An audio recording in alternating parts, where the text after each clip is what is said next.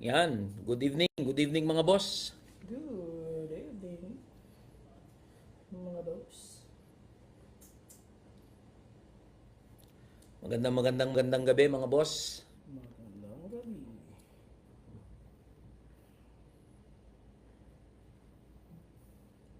Good evening kay J.R. Casio. Hello, good evening boss.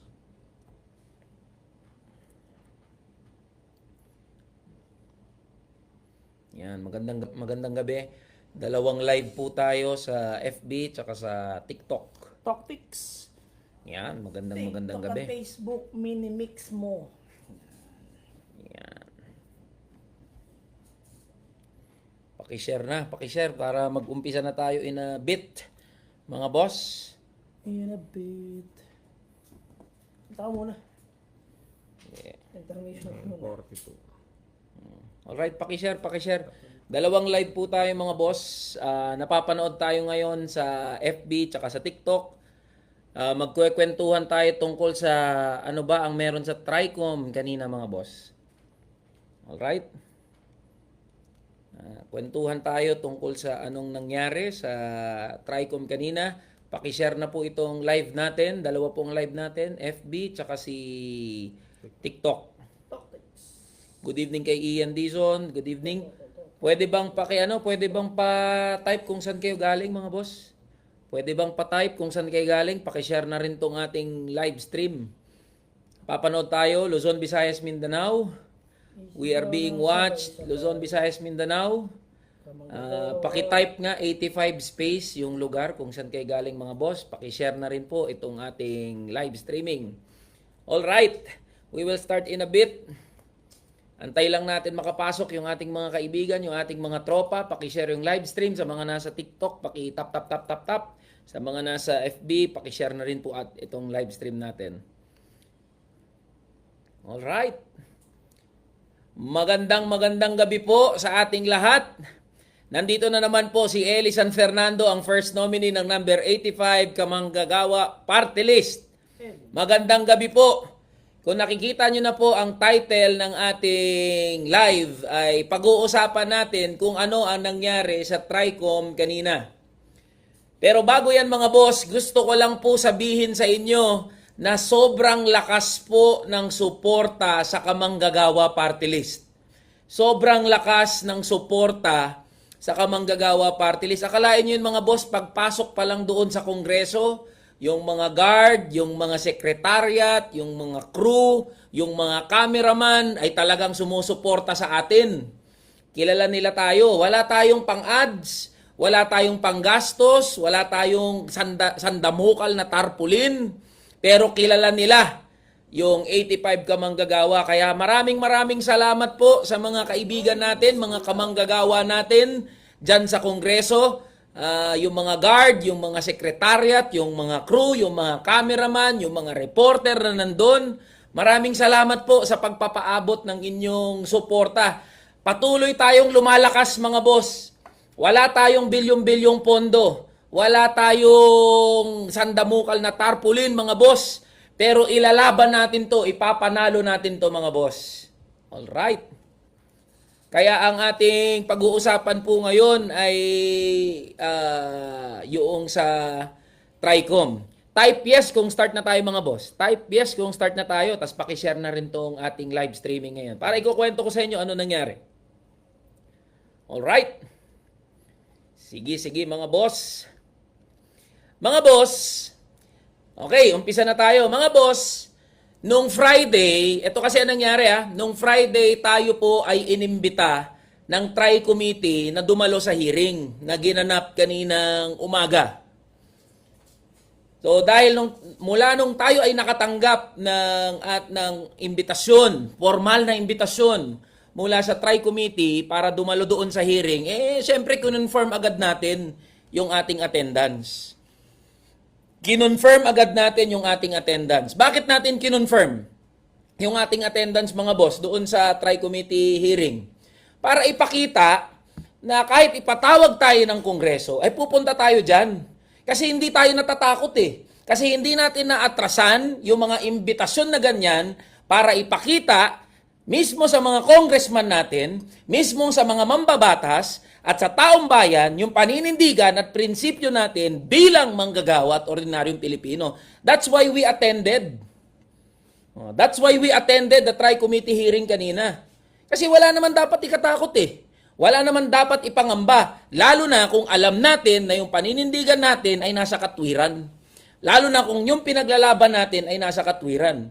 Kaya nga kanina pagpasok ko doon sa anong building yun? Sa South Wing Annex. Something Alex. Bago mag Nograles Hall, sabi nung mga guard, ay sir, Boss Eli, Totoo pala. totoo pala na pupunta ka dito. Yes, mga boss. Pupuntaan natin 'yon. So hindi tayo atras diyan kahit kongreso pa ang magpatawag. Pupuntahan natin 'yan to show na seryoso at totoo tayo doon sa binabanggit natin. Alam niyo mga boss, consistency lang ang tawag diyan eh. Consistency ang tawag dyan. Okay? Bakit consistency? Alam nyo mga boss, ako mismo sinasampahan ng mga kaso eh. Sinasampahan ako ng kaso ng mga politiko eh. Pero ako mismo, pumupunta personal doon sa mga nagsampa sa akin ng kaso. Doon sa hearing, doon sa preliminary investigation. Pumupunta ako doon mismo para ipakita na hindi tayo umaatras at hindi tayo natatakot dyan sa mga intimidation ng mga politiko. What more dito sa invitation ng Tri-Committee hearing. There is nothing to be scared about. Tama naman sinasabi natin, di ba? Kapag sinabi natin na merong korupsyon, hindi lang sa akin nang gagaling yun. Tama mga boss? Pag sinabi natin, laganap ang katiwalian dito sa Pilipinas, hindi lang sa akin nang gagaling yun. Pananaw yan, opinion yan ng mga manggagawa at ordinaryong Pilipino. Pag sinabi natin, mababa ang sahod ng mga manggagawa, ay hindi hinugot sa hangin yun. Katotohanan yun. Ba? So, we went there to prove na hindi tayo natatakot. Invitation lang yan eh. Pupunta ako dun. Pupunta tayo dun. Kaya maraming salamat dun sa mga sumusuporta sa atin.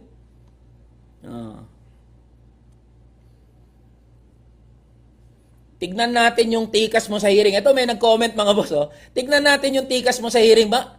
Yung nag-comment na yan, hoy, galing na nga ako sa Tricom. Oh. Galing na nga ako sa Tricom. Ano pa bang gusto mo? Ha?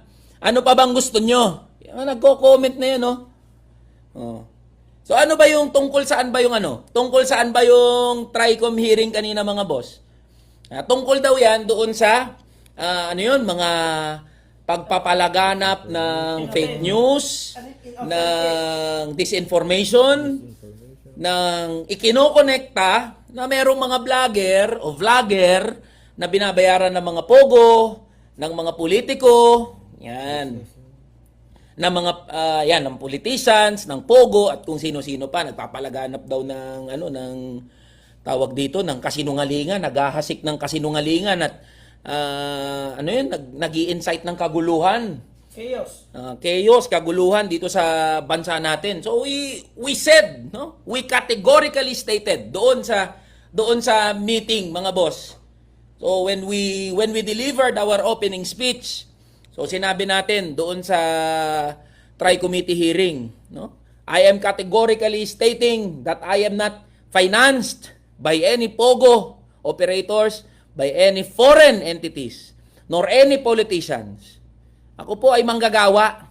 Ako po ay ordinaryong Pilipino. Hindi po porket nagsasalita laban sa katiwalian, laban sa mga maling nangyayari sa ating lipunan, ay automatic pakawala agad ng mga politiko. Yan. Ask lang po, sarili mo lang po bang paninindigan yan o meron pong nasa likod mo para tumakbo o nag-uutos sa yung tumakbong kamanggagawa party list? Kay Sir Baha Romeo, boss, ang nasa likod ko po ay mga manggagawa. Wala pong malaking grupo na nasa likod ko. Ako po ay manggagawa rin. Wala pong malaking grupo, walang makapangyarihang pamilya, walang negosyante na nasa likod ng kamanggagawa party list o nasa likod ko. Kaya pag ako po ay nagsalita, wala po akong kinatatakutan kasi wala namang mawawala sa akin. Walang mawawala sa akin. Kasi yung matatakot lang magsalita ay yung may pinoproteksyonan. Yung matatakot lang na magpahayag ng kanyang damdamin o matatakot lang na magpakita sa mga ganyang hearing, sa mga ganyang mga tagpo, yung may mga tinatago. Diba? Ako wala akong tinatago eh. Kung matimbuang ako, paglabas ko ng bahay o paglabas ko ng opisina, kung matimbuang ako dyan, okay lang kasi wala naman akong pinoproteksyon ng malaking negosyo. Wala naman akong pinoproteksyon ng pamilya na politiko. Ang meron lang ako, prinsipyo, paninindigan ko, tsaka sarili ko. Yun lang. Yun lang yun. Yan ang kaibahan ko sa mga politiko. Kaya kahit saan po ako imbitahin, I am open to attend all this hearing, mga boss. Ano lang yun. Diyan po nang gagaling yung lakas ng loob ko. Kasi di ba matatakot ka magsalita kapag may pinoproteksyonan ka ng mga politiko o mga grupo. Yun lang naman yun eh. Matatakot ka na bumira kapag meron kang iniiwasan na masaktan. Matatakot ka na ipahayag yung naiisip at nararamdaman mo kapag may iniiwasan ka ng mga grupo o mga tao. Oh, yun lang naman kasimple yun, mga boss. Oh. Ngayon, on the question, mga boss, ito, magandang magandang topic to yung kanina sa sa Tricom eh. On the question na doon sa free speech. Ba? Totoo, nakarapatan natin, mga boss. Yan, karapatan natin, kalayaan natin na makapagpahayag ng damdamin, makapagsalita. Pinaninindigan natin yan mula noon hanggang ngayon. Pero ang problema dito sa Pilipinas, alam niyo ang problema, mga boss, dito sa bansa natin? Ang problema sa bansa natin, kapag nagsalita ka, kapag lumaban ka, kakasuhan ka. Kapag sinabihan mo ng hindi maganda o hindi ka aya-aya, yung mga politiko, kakasuhan ka. Diba? Kapag na-offend mo yung kanilang feelings, kakasuhan ka nila. I-intimidate ka. Yan ang problema sa bansa natin. Question, masama ba na magmura? Masama ba na magmura? Mga boss? Tingin nyo. Comment nyo. Yes or no? Yes or no? Masama ba na magmura? Oh. Tignan nyo nga. O may mga may mga nagsasabi. Depende yan sa kung papaano, ano yung manner mo, bakit ka nagmura. Ano yung konteksto kung bakit ka nagmumura. Hindi lahat ng nagmumura, automatic masama. Marami dyan hindi nagmumura, linggo-linggo kung magsimba. Pero kung makapang-api, makapanghamak ng ordinaryong Pilipino, ng mga manggagawa, ganun-ganun na lang, mas masaul pa sila sa mga taong nagmumura. May mga tao hindi nagmumura, mga disente.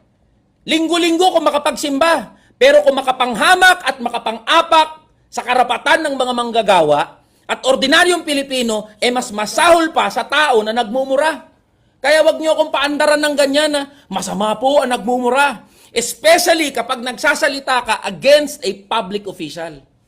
Especially when you are speaking against a public official. Di ba?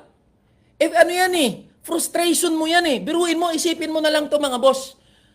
Ang hirap-hirap na ng buhay. Wala ka ng maayos na serbisyong nakukuha sa gobyerno. Nagugutom yung pamilya mo. Mababa ang sahod. Mataas ang presyo ng bilihin. Walang maayos na serbisyong nakukuha. Tapos, yung mga politiko, makikita natin, ang sasarap ng buhay, winawaldas yung pera ng taong bayan, anong gusto nilang sabihin natin? Thank you. Anong gusto nilang gawin natin? Ngumiti. Yun ba ang gusto nila?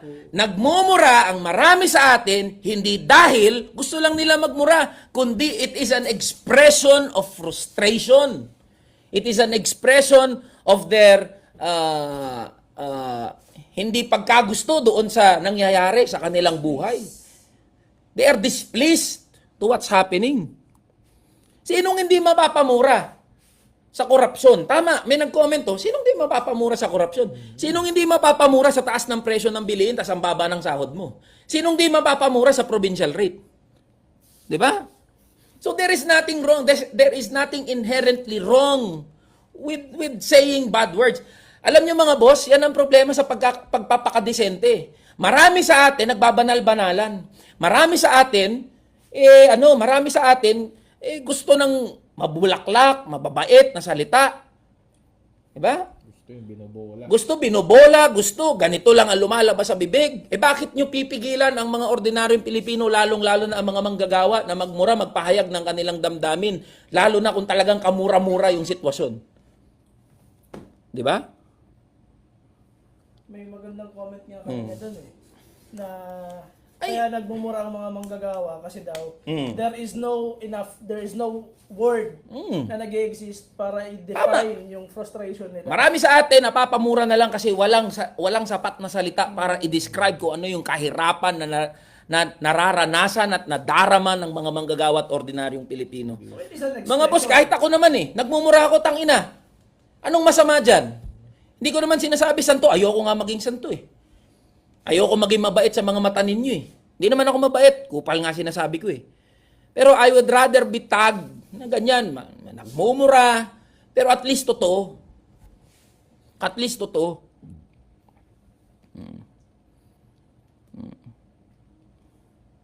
Kiss break daw muna. Dali na naman. Yun lang naman yung mga boss Yes, break. Yun lang naman yun. So, there is nothing wrong with that, especially mga boss, kapag ikaw ay nagpapahayag ng damdamin laban sa public official. Let us ask the politicians. Let us ask the public officials. Sino po ba ang nagpapasahod sa inyo? Yan. Sino po ba ang dahilan kung bakit kayo nasa pwesto? Ba't kayo may pera ngayon? Bakit kayo may pera ngayon? Bakit nyo ine-enjoy yung buhay nyo ngayon, kayo mga politiko kayo? Dahil ba sa mga sarili nyo? And all its privileges. Bakit nyo ine-enjoy yung buhay nyo at mga pribilehiyo na nararanasan nyo ngayon? Dahil sa inyo? Hindi dahil sa inyo yan. Kalokohan yan. Kalokohan yan. Tandaan nyo to, mga politiko, mga congressman, tsaka mga opisyal ng gobyerno. Kaya kayo nasa posisyon nyo dahil sa mga ordinaryong Pilipino, dahil sa mga manggagawa rin na naglagay sa pwesto ninyo. Ang nagpapalamon sa inyo, tandaan nyo, ang nagpapalamon sa inyong mga politiko, sa inyong mga congressman, hindi mga sarili nyo. Pinapalamon kayo ng mga manggagawa. Pinapalamon kayo ng ordinaryong Pilipino. Pag bumili ka ng candy, bumili ka ng yosi, bumili ka ng suka, bumili ka ng toyo, lahat yan may buwis. Bawat buwis na inaambag ng bawat isa sa atin, dapat malaman natin kung saan yan napupunta. Bawat piso na ginagastos ng mga congressman, galing yan sa dugo at pawis ng mga manggagawa at ordinaryong Pilipino. Kaya huwag kayo maging panatiko mga boss. Ganun lang naman kasimple yun mga boss. Yan ang paninindigan natin. May mali ba doon? May mali ba doon? Wala namang mali doon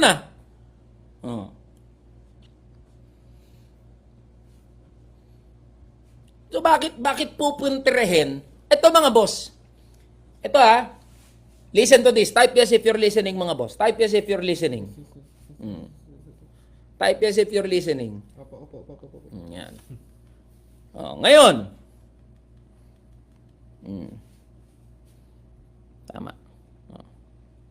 Ngayon, doon sa pagre-regulate ng ating kalayaang makapagpahayag, totoo, may mga fake news. Totoo, merong disinformation. Totoo, may mga trolls. Totoo yan. Alam naman natin pare-pares, maglolokohan tayo pag hindi natin inadmit na totoo yan. Totoo yan. At ako rin naman, advokasya ko, malinis ang mga social media mula dyan sa mga trolls, mula dyan sa mga hindi mo naman alam kung tao talaga yun, mga bots. Pero ang tanong, sino ang magre-regulate? Diba? Sino ang magre-regulate sa social media?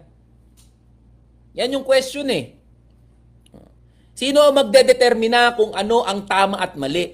Alam nyo mga boss, marami sa atin, nakaka-access sa informasyon dahil sa social media.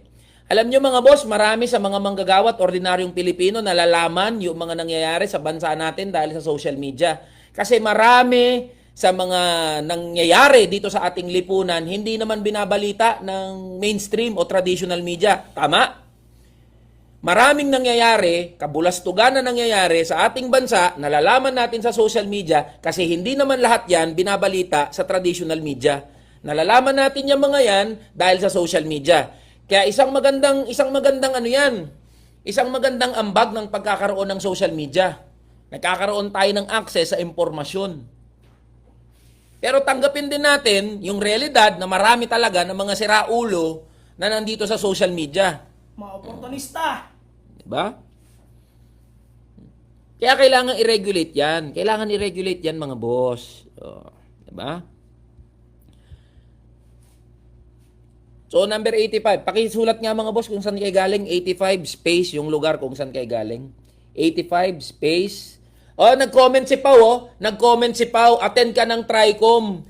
Kakagaling ko nga lang sa TRICOM. Ano ba kayo? Yung mga nagko-comment, parang walang sustansya.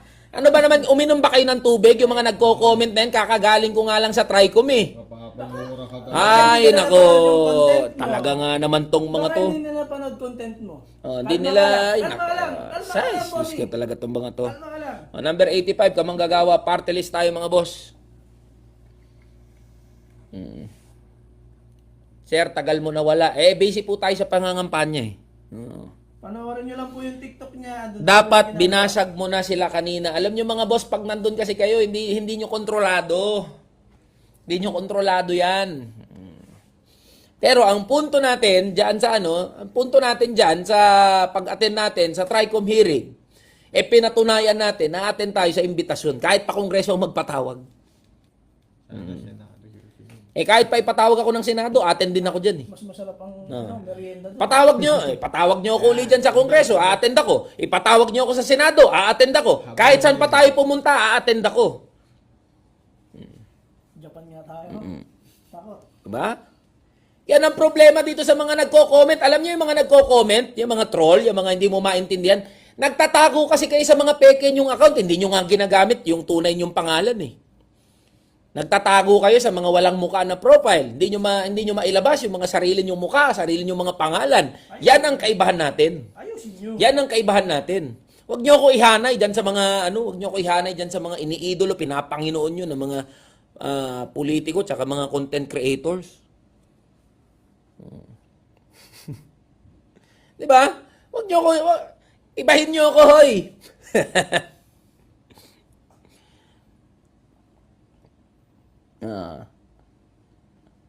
High blood ka na naman, boss. Hindi naman, mga boss. So, yun lang, mga boss. Wala tayong dapat ikatakot. Wala tayong dapat ipangamba. Ako, umattend ako ng TRICOM kanina. Pinatunayan ko, consistent ako sa paninindigan at prinsipyo ko. Kahit ipatawag ako ng Senado, ipatawag ako ng Kongreso, pupunta ako dyan. Kita ninyo? Bakit di mo, ang OA ng mga nagko-comment na to, latang di mga nanonood eh.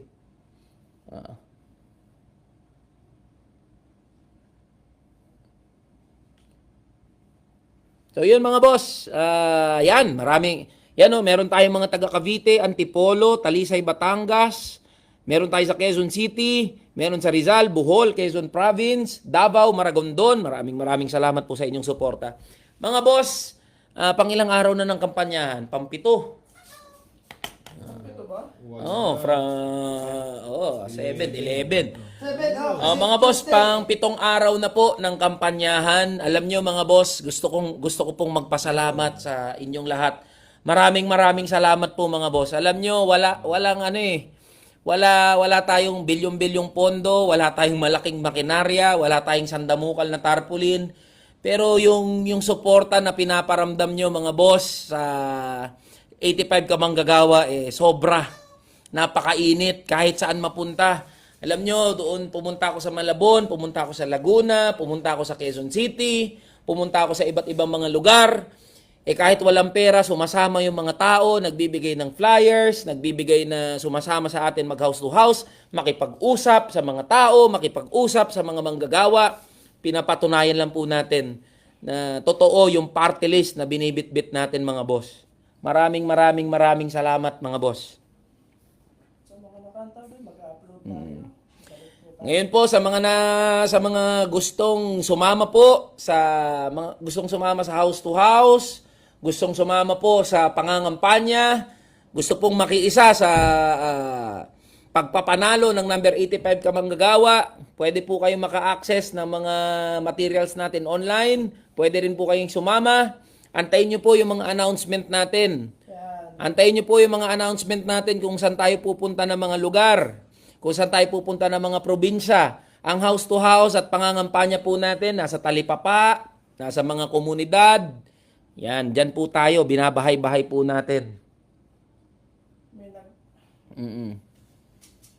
May nagko-question, bakit hindi daw yung gantong Ellie yung pinakita mo kanina?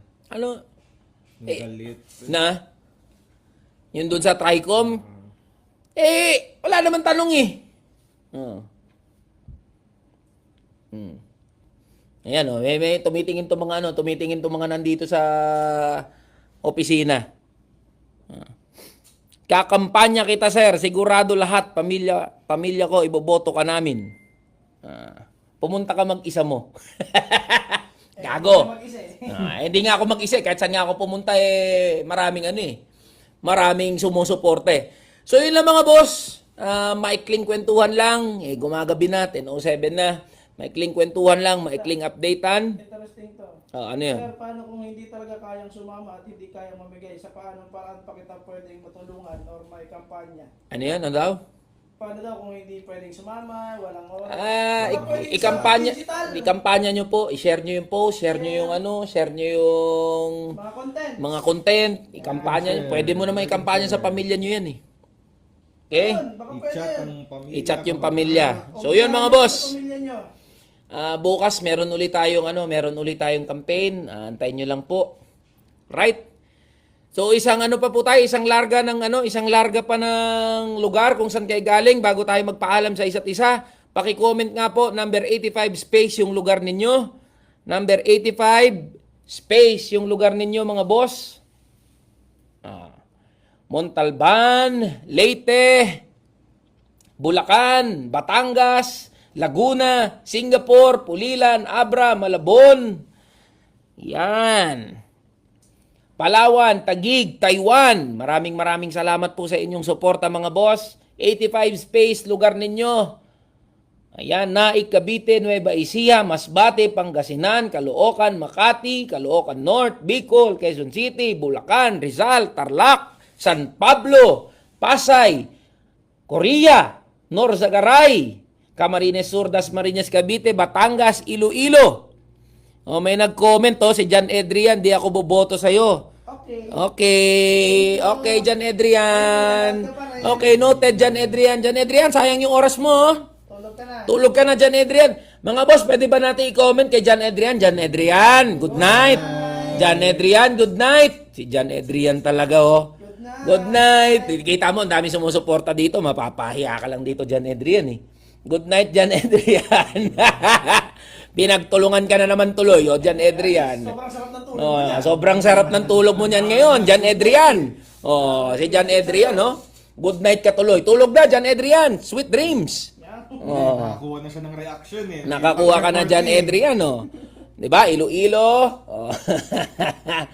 Cagayan de Oro, Siniloan. Hello, magandang gabi mga boss. Maraming salamat po sa inyong suporta. Bukas po antayin nyo yung mga ilalabas natin ng mga content. Ano yung nangyari doon sa Tricom, yung mga speech. Ilalabas po natin yan bukas mga boss. Antayin nyo rin kung saan ako lalapag ng mga area. Buwagin na po natin ang provincial rate. Kung galit kayo sa provincial rate, gusto nyong mabuwag yan, iboto nyo, number 85 ka manggagawa mga boss. Kung ayaw nyo na, sa hindi pantay na minimum wage, Luzon, Visayas, Mindanao, number 85 ka manggagawa. Ang tanging party list po na napakaingay pagdating sa provincial rate. Maraming salamat po mga boss. Ipanalo na natin to mga boss.